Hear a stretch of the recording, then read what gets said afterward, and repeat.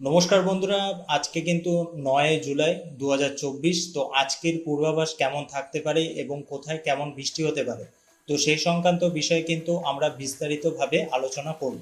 আবহাওয়ার আপডেটে এখানে কি বলা হয়েছে দেখুন।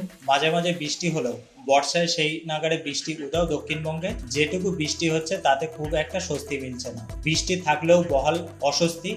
এই আবহে কলকাতা সহ দক্ষিণবঙ্গের সব জেলায় বজ্রবিদ্যুৎ সহ বৃষ্টির পূর্বাভাস জারি করল আলিপুর আবহাওয়া দপ্তর। উত্তরবঙ্গের কয়েকটি জেলায় ভারী বৃষ্টির সতর্কতা জারি করা হয়েছে। তো বন্ধুরা, ইতিমধ্যে কিন্তু আপনারা জানেন যে উত্তরবঙ্গের বেশ কিছু এলাকায় কিন্তু ভারী বৃষ্টি হচ্ছে এবং তার জন্য কিন্তু তিস্তার যে জলপ্রবাহ, তো সেটা কিন্তু অনেক উঁচুতে উঠে যাচ্ছে এবং বিপদ সীমার পার করে কিন্তু বইছে। তো তার জন্য খুবই অসুবিধা হচ্ছে সেখানকার মানুষের। কিন্তু বন্ধুরা, সেই তুলনায় কিন্তু দক্ষিণবঙ্গে তেমন কিন্তু অতি ভারী বৃষ্টির লক্ষণ দেখা দিচ্ছে না। তো বন্ধুরা, এখানে কিন্তু দক্ষিণবঙ্গের আপডেট দেওয়া হয়েছে। তো এখানে বলা হয়েছে দেখুন, আলিপুর আবহাওয়া দপ্তর জানিয়েছে আজ থেকে 15 জুলাই পর্যন্ত কলকাতা সহ দক্ষিণবঙ্গের জেলাগুলিতে বজ্রবিদ্যুৎ সহ বৃষ্টির সম্ভাবনা রয়েছে। উত্তরবঙ্গের অতি ভারী বৃষ্টির পূর্বাভাস, উত্তরবঙ্গের জেলাগুলিতে ঝড় বৃষ্টির পূর্বাভাস জারি করা হয়েছে। আগামী 15 জুলাই পর্যন্ত বৃষ্টি হতে পারে। আজ জলপাইগুড়ি, আলিপুরদুয়ার, কোচবিহারে ভারী বৃষ্টির সতর্কতা জারি করা হয়েছে। বাকি জেলায় বিক্ষিপ্তভাবে বজ্রবিদ্যুৎ সহ বৃষ্টি হতে পারে। বুধবার থেকে দার্জিলিং, জলপাইগুড়ি, কালিম্পং, আলিপুরদুয়ার, কোচবিহারে ভারী থেকে অতি ভারী বৃষ্টির সতর্কতা রয়েছে। কোথায় কেমন আবহাওয়া? তো হাওয়া অফিস জানিয়েছে আপাতত দক্ষিণবঙ্গের জেলাগুলিতে তাপমাত্রা খুব একটা হেরফের হবে না। উত্তরবঙ্গের জেলাগুলিতে তাপমাত্রা হেরফের হবে না। কলকাতায় কত তাপমাত্রা থাকবে? তো বন্ধুরা, আলিপুর আবহাওয়া দপ্তর থেকে কিন্তু খবর হয়েছে যে মঙ্গলবার শহরের সর্বোচ্চ তাপমাত্রা ছুঁতে পারে 33 ডিগ্রির কাছে। সোমবার শহরের সর্বোচ্চ তাপমাত্রা ছিল 32.2 ডিগ্রি সেলসিয়াস, যা স্বাভাবিকের থেকে 0.3 ডিগ্রি কম। এদিন শহরের সর্বনিম্ন তাপমাত্রা 27.9 ডিগ্রি সেলসিয়াস, যা স্বাভাবিকের থেকে 1.1 ডিগ্রি বেশি। শহরে বাতাসে আপেক্ষিক আর্দ্রতার পরিমাণ সর্বোচ্চ 11% এবং ন্যূনতম 70%। অন্যদিকে বর্ষায় লাগাতার বৃষ্টি হচ্ছে, এই অবস্থায় উত্তরবঙ্গে বন্যা হতে পারে, এমনই আশঙ্কা প্রকাশ করলেন মুখ্যমন্ত্রী মমতা বন্দ্যোপাধ্যায়। তো বন্ধুরা, এবার আমরা আলোচনা করব আলিপুর আবহাওয়া দপ্তর থেকে যে বুলেটিনগুলো প্রকাশ করা হয়েছে, তো তাতে কি আপডেট দেওয়া হয়েছে। তো বন্ধুরা, বৃষ্টির পূর্বাভাস দ্বিতীয় দিন তারিখ 9/7/2024। তো এটা কিন্তু জারি থাকবে 10/7/2024 অবধি। তো বন্ধুরা, এখানে কিন্তু আপনারা দেখতে পাচ্ছেন যে উত্তরবঙ্গের দার্জিলিং, কালিম্পং, জলপাইগুড়ি, আলিপুরদুয়ার আর কোচবিহার এইসব এলাকায় কিন্তু 76 থেকে 100% বৃষ্টিপাত হতে পারে, অর্থাৎ ওয়াইড স্প্রেড রেনফল কিন্তু হবে। এবং তারপরে আপনারা দেখতে পাচ্ছেন যে উত্তর ও দক্ষিণ দিনাজপুর, মালদা এই তিনটি এলাকায় কিন্তু 51 থেকে 75% বৃষ্টিপাত হবে। এবং যে বাদবাকি যে জেলাগুলি আছে 26 থেকে 50% বৃষ্টিপাতের একটি সম্ভাবনা এখানে কিন্তু দেওয়া হয়েছে আলিপুর আবহাওয়া দপ্তর থেকে। তাহলে কিন্তু আপনারা বুঝতেই পারছেন যে উত্তরবঙ্গে কিন্তু এখনো অতি ভারী বৃষ্টি হতে পারে, কিন্তু সেই তুলনায় দক্ষিণবঙ্গে কিন্তু তেমন কিন্তু অতি ভারী বৃষ্টি হবে না।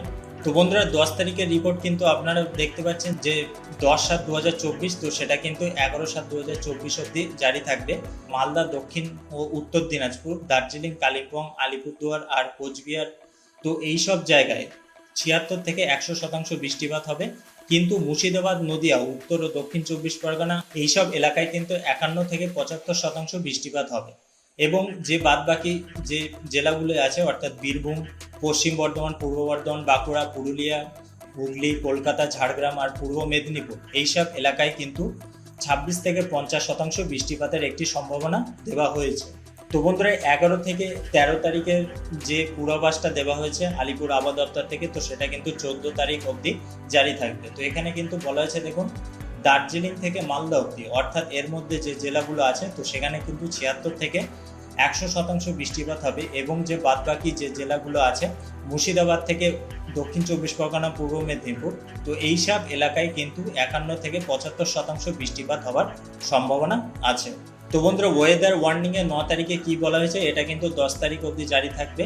তো এখানে আপনারা দেখতে পাচ্ছেন যে দার্জিলিং, কালিম্পং, জলপাইগুড়ি, আলিপুরদুয়ার, কোচবিহার আর উত্তর দিনাজপুর এইসব এলাকায় কিন্তু হেভি রেনফল হবে। তো সেটা কিন্তু 7 থেকে 11 সেন্টিমিটার বৃষ্টিপাত হতে পারে। এবং তারপরে আপনারা দেখতে পাচ্ছেন যে তার সাথে সাথে থান্ডারস্টর্ম উইথ লাইটিং, অর্থাৎ বজ্র বিদ্যুৎও কিন্তু বৃষ্টির সাথে সাথে হবে। এবং তারপরে দক্ষিণ দিনাজপুর থেকে পূর্ব বর্ধমান অবধি, অর্থাৎ এর মধ্যে যে জেলাগুলো আছে, তো সেই সব জেলায় কিন্তু কোনো প্রকার সতর্কতা দেওয়া হয়নি। এবং তারপরে আপনারা দেখতে পাচ্ছেন 10 তারিখের যে পূর্বাভাসটা, তো সেটা কিন্তু 11 তারিখ অবধি জারি থাকবে। উত্তরবঙ্গের দার্জিলিং, কালিম্পং, জলপাইগুড়ি, কোচবিহার, তো এখানে কিন্তু এই 4টি জেলাতে কমলা সতর্কতা দেওয়া হয়েছে এবং এক্সট্রিম হেভি রেন হবে, 20 সেন্টিমিটার অবধি কিন্তু বৃষ্টিপাত হতে পারে এবং তারও বেশি কিন্তু হবে।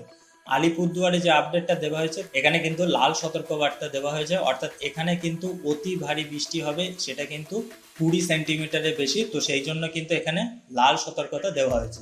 তারপরে যে বাদবাকি যে জেলাগুলো আছে, উত্তর দিনাজপুর থেকে পশ্চিম মেদিনীপুর, পূর্ব মেদিনীপুর আর দক্ষিণ 24 পরগনা, এইসব জেলাগুলোতে কিন্তু, অর্থাৎ এই জেলাগুলোর মধ্যে কিন্তু কোনো প্রকার সতর্কবার্তা দেওয়া হয়নি। এবং 11 তারিখে যে আপডেটটা আপনারা দেখতে পাচ্ছেন, এটা কিন্তু 12 তারিখ অবধি জারি থাকবে।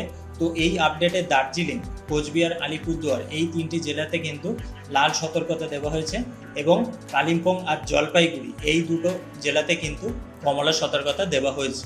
এবং উত্তর দিনাজপুরে কিন্তু আপনারা দেখতে পাচ্ছেন যে হলুদ সতর্কতা দেওয়া হয়েছে। কিন্তু তারপরে যে বাদ বাকি যে জেলাগুলো আছে, দক্ষিণ দিনাজপুর থেকে পূর্ব বর্ধমান, পশ্চিম বর্ধমান, দক্ষিণ 24 পরগনা, কলকাতা, এর মধ্যে যে জেলাগুলো আছে এখানে কিন্তু কোনো প্রকার সতর্কবার্তা দেওয়া হয়নি। তো এবার যদি আপনারা 12 তারিখের আপডেটে দেখেন, এটা কিন্তু 13 তারিখ অবধি জারি থাকবে।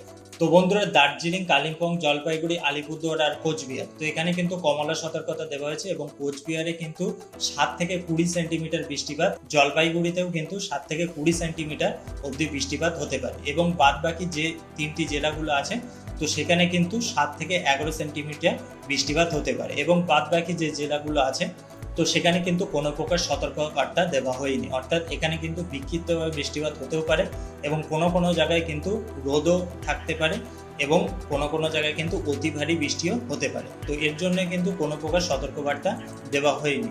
তো বন্ধুরা, এবার কিন্তু আমরা দেখে নেব যে বৃষ্টিপাত কোথায় কোথায় হতে পারে র্যাডারের সাহায্যে।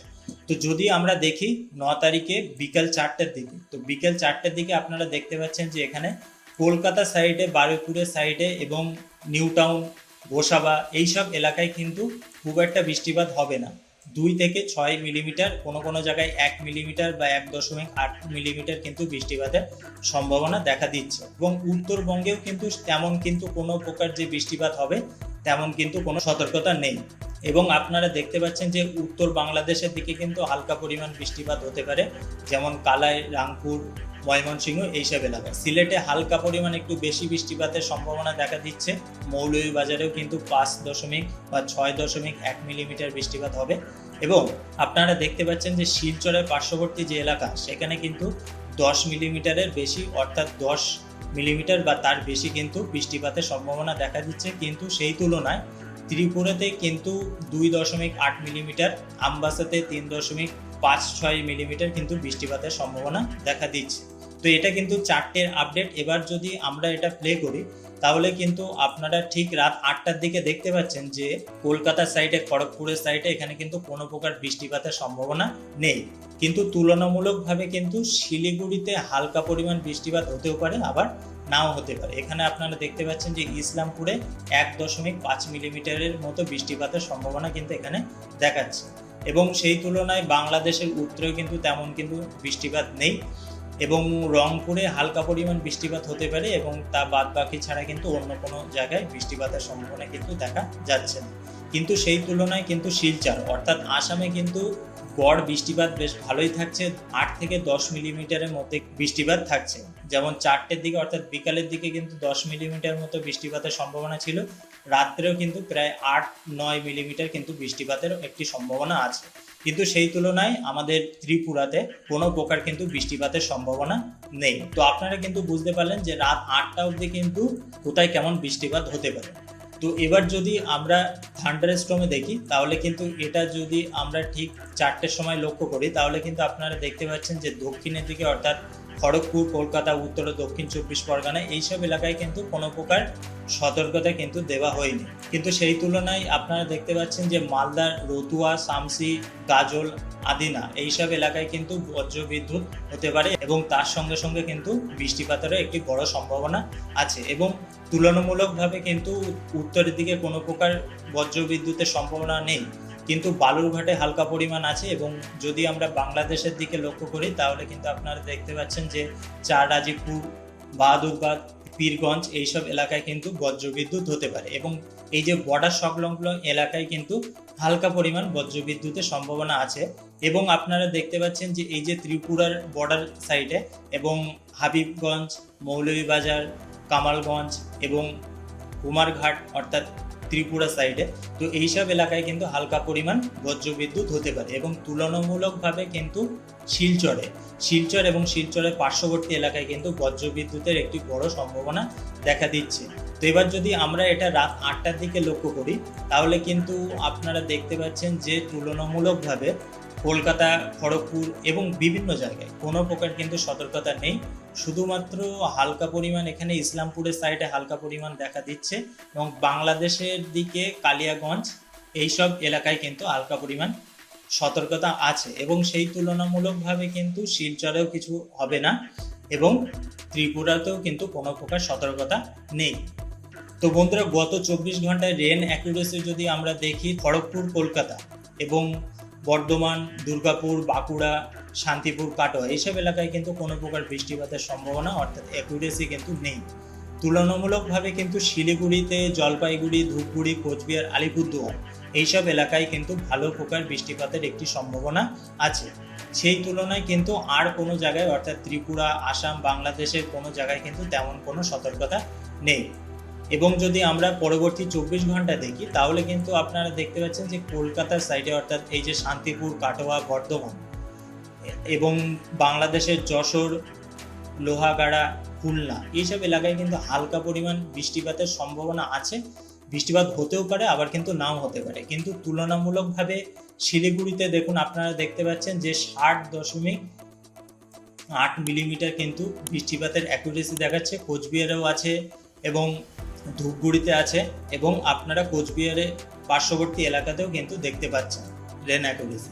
এবং তুলনামূলকভাবে এখানে আপনারা দেখতে পাচ্ছেন যে ত্রিপুরার এবং অমরপুর এইসব এলাকায় কিন্তু হালকা পরিমাণ রেন অ্যাকুরেসি দেখাচ্ছে এবং বাংলাদেশের সিলেট, মৌলভীবাজারেও আছে এবং শিলচরে কিন্তু বৃষ্টিপাত টুকটাক কিন্তু হবে এবং কোনো সময় কিন্তু বেশিও হতে পারে, কোনো সময় কিন্তু কমও হতে পারে। তো আশা করি বুঝতে পেরেছেন যে বৃষ্টিপাত কিন্তু এখনই যে টানা বৃষ্টিপাত হবে দক্ষিণবঙ্গে তেমন কিন্তু কোনো সতর্কতা নেই। যখন টানা বৃষ্টিপাত হবে, যদি কোনো আপডেট আসে সেই অনুযায়ী, তখন কিন্তু আমরা সেই আপডেট আপনাদেরকে দিয়ে দেবো।